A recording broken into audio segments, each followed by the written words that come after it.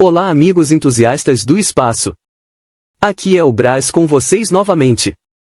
A seguir acompanhem o tema abordado pelo professor Rui Botelho e o Duda Falcão, durante a edição 160 de 20 de março de 2025 da nossa coluna Espaço Semanal. E por gentileza, não esqueçam de dar o seu like, clicar no sininho e de se inscrever no canal. Muito obrigado. Rui, e você no dia 14/3 postou um artigo chamado Conheça a sentença da Corte Interamericana de Direitos Humanos sobre o caso das comunidades quilombolas de Alcântara versus Brasil. A recente sentença da Corte Interamericana de Direitos Humanos, proferida em 21 de novembro de 2024, inaugurou um novo capítulo na luta histórica das comunidades quilombolas de Alcântara por seus direitos territoriais e humanos. Fala, Rui. Duda, num dos grupos de discussão aqui que eu trago, dentre os diversos que eu interajo aqui, apareceu a notícia que saiu a sentença na íntegra, né? E eu tive aí a curiosidade de ler a sentença, né? Eu não sou advogado, fiz uma análise aí, um geralzão, né? Um resumo geral do que é essa sentença. E de um tema que a gente vem discutindo os dois lados. Primeiro lado que a gente vem discutindo, o lado dos quilombolas, né? Estes são as verdadeiras vítimas dessa situação, tá? Então a gente teve aqui no dia 29/5 do ano passado, certo? Um pouco menos de um ano aí, com a senhora Valdirene Ferreira.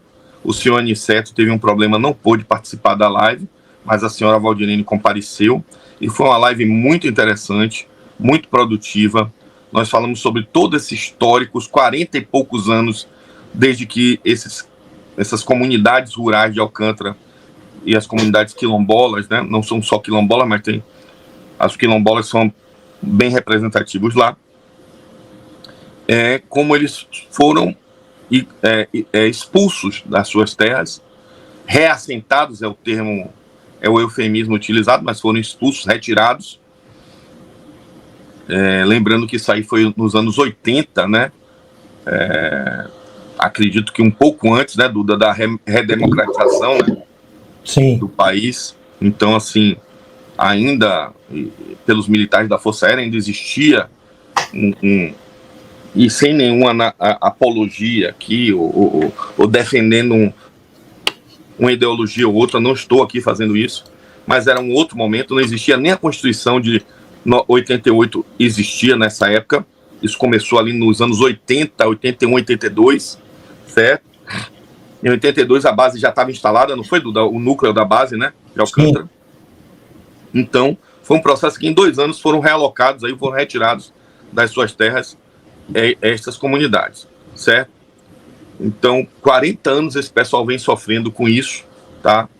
As pessoas retiradas de sua terra são pessoas que vivem da pesca, do marisco, e foram retirados, foram levados para comunidades no interior da península. Antes eles viviam no litoral, nos igarapés ali, né, nos rios, nos manguezais, nas margens desses manguezais, onde eles viviam da pesca, da coleta, né, do marisco. A dona Valdirene, muito, aqui eu mando um abraço aqui, a gente deve encontrar com ela lá em Alcântara, na nossa ida.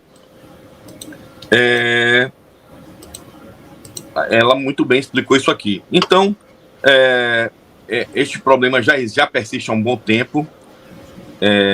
Lembrando que o atual governo foi governo durante quase 16 anos, desses 40 anos aí, e o atual governo foi governo durante quase 16 anos e não fez nada. Não conseguiu resolver essa situação. Quando este grupo político perdeu o controle político do país, foram lá e denunciaram, através dos seus cães de guerra, né, seus representantes, né, em outros grupos, foram lá e denunciaram o Brasil. Eles mesmos denunciaram o Brasil na Corte Interamericana, como se eles não fossem parte do problema, como se eles nunca tivessem sido governo e pudessem ter resolvido isso já há mais tempo. Há pelo menos 20 anos atrás isso aqui poderia ter sido resolvido. E este grupo político, ideológico, certo? Foi lá, quando perdeu o poder, foi lá e denunciou, dizendo que o Brasil vivia uma situação que os quilombolas, que Alcântara, principalmente depois que o acordo de salvaguardas tecnológicas foi dado andamento e assinado com os Estados Unidos. E aí a corte recepcionou e depois, coincidentemente, esse mesmo grupo reassumiu o controle do país e foi lá como se não tivesse nada a ver com isso, como se nunca tivessem visto essa história, e disseram não, realmente o Brasil assumiram este erro. A gente já falou sobre isso aqui várias vezes. Mas bem, e aí, nesse contexto, a corte proferiu a sentença, né? Reconhecendo, né, parcial responsabilidade, de responsabilidade pelo Brasil, né? Violação do direito à propriedade coletiva, outro erro que foi cometido pelo governo anterior ao atual, quando Marcos Pontes era ministro, levou o presidente lá para dar títulos de posse individual da terra. Sendo que a Convenção Americana, a que o Brasil é signatário, a Convenção Interamericana de Direitos Humanos, prevê para este tipo de povos que a propriedade da área é coletiva, não pode ser individual. Porque se for individual, as pessoas, as famílias, individualmente, podem vender a terra e grupos de especulação imobiliária, podem ir comprando, dividindo, comprando, e depois a terra deixa de ser daquele grupo, daquela tradição étnica, cultural, etc. e tal. Então, por isso que a posse tem que ser coletiva, para garantir que nenhuma família tenha o direito de vender e que as próximas gerações possam continuar usufruindo daquilo ali. Certo? Então, esta é a questão. Violação ao direito à proteção judicial. A demora excessiva do Brasil em tomar ação, mesmo sendo signatário da convenção. Certo? O Brasil tentou se esquivar de responsabilidade pelo impacto do reassentamento, a falta de consulta prévia, que é outra obrigação, tanto para indígenas e agora para os quilombolas também. Povos indígenas já tinham previsão e são chamados, como é que diz? Povos nativos, porque os quilombolas, na maioria deles, são descendentes de africanos que não são nativos do Brasil. Então existia uma incompreensão, um hiato legal, que por não serem nativos do Brasil, eles têm esse direito que os índios têm ou não. E agora foi demonstrado que tem, por essa questão da tradição. Eles não são originários do Brasil, vieram para cá, mas se estabeleceram nesses quilombos, nessas regiões, há mais de 200, 300 anos, o que faz com que eles tenham adquirido historicamente esses mesmos direitos. Estou resumindo aqui, viu, Duda? Para não ficar muito longo. Então, tiveram outros aqui. Aí, no acordo de conciliação, no final, a gente já falou isso aqui, já fizemos vários programas, lives, falando sobre isso aqui. Os 78 mil hectares ao norte do centro original de Alcântara, de onde está a base, foram reconhecidos como sendo das comunidades. E aí se estabeleceu o prazo para devolução, etc, etc, etc. Eu não vou entrar aqui no juridiquês. Então, eu já falei aqui que isso é um precedente para povos tradicionais, que não são povos nativos. A efetividade do acordo depende de desapropriação de terras privadas e da resolução de conflitos fundiários que ainda estão pendentes. Então, a Corte também criticou aí a questão do Estado em relação à discriminação com essas comunidades e tal, questões históricas que a gente já abordou. E aí, Duda, eu faço uma análise sobre os impactos para Alcântara. Eu não estou com o mapa de Alcântara aqui, não sei se dá tempo de a gente mostrar, que a live já está, né, o programa já está longo, mas deixa eu mostrar aqui no Maps para a gente compreender.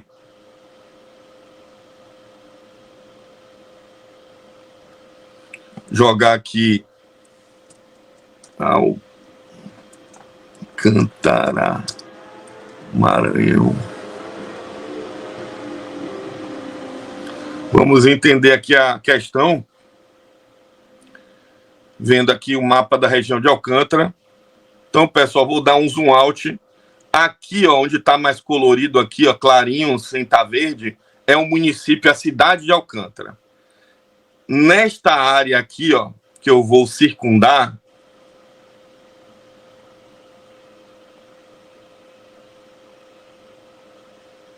está a base de Alcântara. Vou circundando aqui.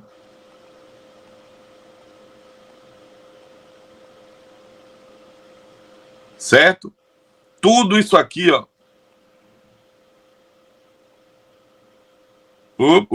Calma. Tava indo bem.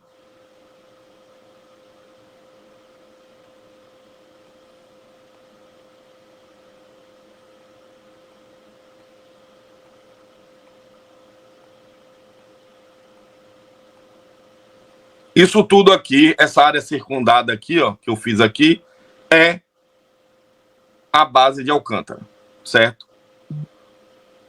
O que é que a base de Alcântara perdeu? Toda essa região aqui ao norte, certo? Toda essa região aqui ao norte. Eu não sei, Duda, eu tô com dúvida aqui se eu peguei certo. Deixa eu botar no terreno, porque eu não tô vendo aqui as instalações da base direito.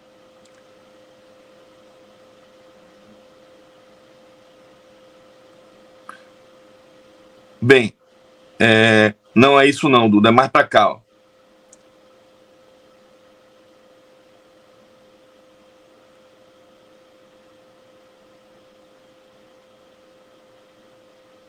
Não, é aqui, ó, Duda. Eu vi o rio errado aqui, ó. Deixa eu limpar distâncias. Ó, é daqui de cima.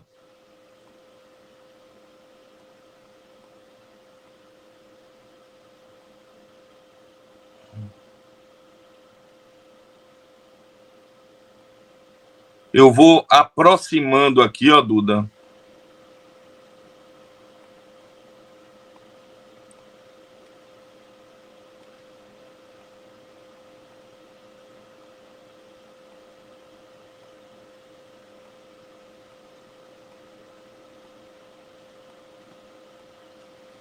Pronto. Deixa eu dar um zoom out aqui, ó. É mais ou menos isso aqui, Duda. Isto aqui, tudo aqui de cima, era o centro de lançamento, deveria vir, ó, até aqui em cima. E toda essa região daqui, acima, vai ser devolvida para os quilombolas. Talvez o terreno seja um pouco mais para cá, os limites aqui, certo? Algo mais ou menos assim, tá? Mas é algo nesta linha aqui. Então, reconhece essa área daqui como da Força Aérea e esta área daqui vai ser devolvida aos quilombolas. Qual é a grande questão, Duda, disso tudo aqui? Alcântara perdeu a capacidade de lançar livremente para o norte. Você não vai poder fazer lançamentos aqui, ó. Porque antes aqui você poderia ter um pad de lançamento aqui, uma estrutura de lançamento pesada, longe da cidade para o norte. E hoje você fica limitado. A área aqui, isto aqui, olha o que deveria ser a ACS. A área onde deveria ser lançado o ciclone. Observe que aqui, ó, já tem uma comunidade aqui, ó. Como é que você vai lançar para o norte aqui? Então você já diminui a capacidade o setor de lançamento, certo? Reduz as áreas, porque aqui deveriam ser, originalmente, a Força Aérea e a AEB pensavam em 4 setores de lançamento. 1, 2, 3 e 4. Então, basicamente, ficou reservado aqui. Aqui vai poder instalar tipo de instalações, para que capacidade de foguetes. Ninguém sabe como é que a Força Aérea vai refazer, certo? Então, Duda, isso é um problema sério, tá? E não estou aqui defendendo que tudo deveria continuar como estava, não é isso. O que eu estou dizendo é, se não tivesse começado errado, hoje a gente não estaria enfrentando esta questão aí que eu estou expondo aqui. Então, limitou muito a capacidade de expansão de Alcântara para o que Alcântara é vocacionada, que são o quê? Lançamentos equatoriais, lançamentos o quê? Geoestacionários. Estar no Equador, você acha que a base de Kourou tem esse sucesso por quê? Porque está próxima do Equador.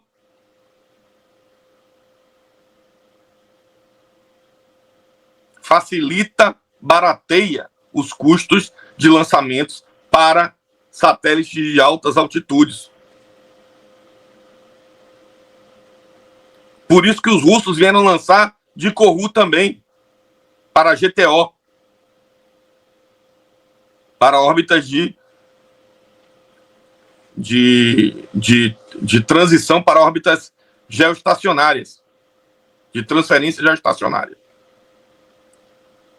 As Soyuz não conseguiam botar em órbita geo, mas elas colocavam o veículo em órbitas de transferência para geo. Por quê? Porque vinham lançar próximo do Equador.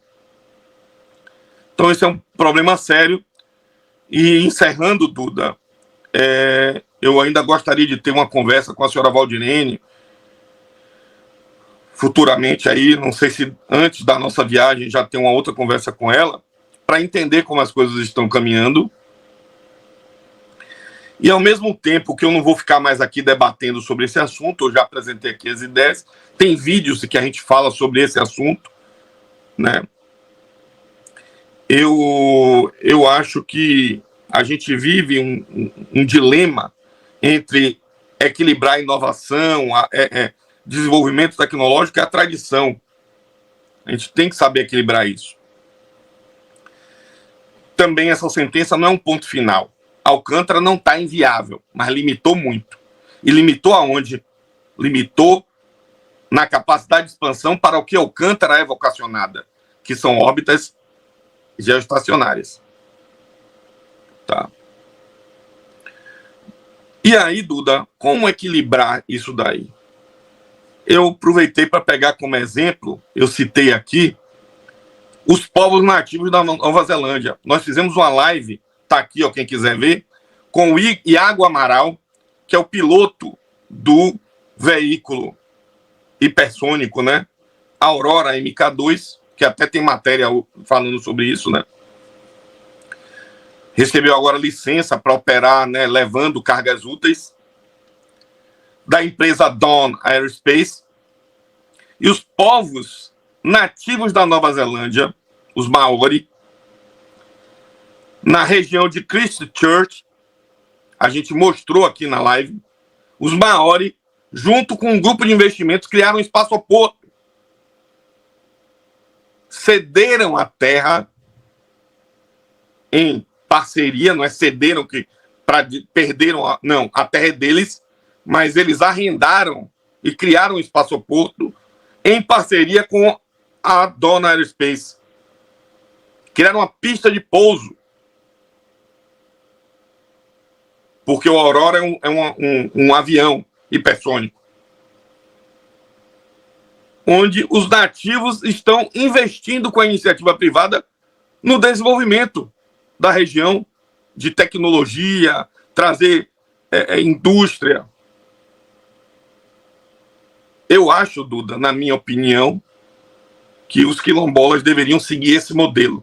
O terreno é nosso, nunca vai deixar de ser, mas vamos procurar um meio de viabilizar na medida em que Alcântara for crescendo, se tem um plano de uso desse terreno, de modo a não impedir o quê? Que esse terreno possa ser cedido para a Força Aérea para o crescimento do centro de lançamento de Alcântara, na medida em que ele for necessitando de novos espaços para lançamento para veículos de maior porte. Então está aí um exemplo da Nova Zelândia entre povos nativos e indústria privada. No caso, no Brasil, povos tradicionais e entidades governamentais e privadas. Então, não está longe aí, absurdo, um exemplo de cooperação. E que todo mundo ganha.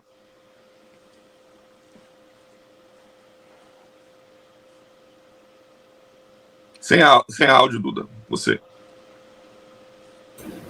Rui, esse exemplo que você deu, na minha modesta opinião, ele não se aplica, porque há uma diferença cultural e de conhecimento muito grande entre o povo, né, nativo da Nova Zelândia e o povo quilombola do Brasil, né? Infelizmente, né, esse povo, culturalmente e a nível de conhecimento, está anos-luz na frente do povo quilombola. Então, a visão deles é outra, completamente diferente. Mas, enfim, não importa. O que importa é o seguinte, na minha visão, o que é que gerou isso tudo, né? O que gerou isso tudo foi a falta de tato com a FAB, no início dos anos 80, né? E posteriormente veio posteriormente se juntar outros interesses, né? De gente sem caráter, mau caráter, sem caráter, eu acho que é melhor colocar dessa forma, pessoas sem caráter, que utilizaram a questão dos quilombolas como arma de ataque político contra os seus, né, adversários, né? No meio dessa conversa toda ficou a comunidade quilombola, né? Ou seja, no meio da estupidez da FAB, do mau caratismo dos políticos, da ignorância, né, da população quilombola. E da população brasileira também, que ignora brasileira essa situação, né, há muitos anos. Isso, exatamente. Entendeu?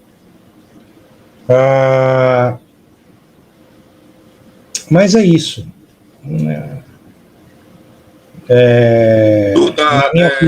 Na minha opinião, perdeu os quilombolas. Na minha opinião, perdeu a FAB. Na minha opinião, perdeu o Brasil como um todo, em toda essa história.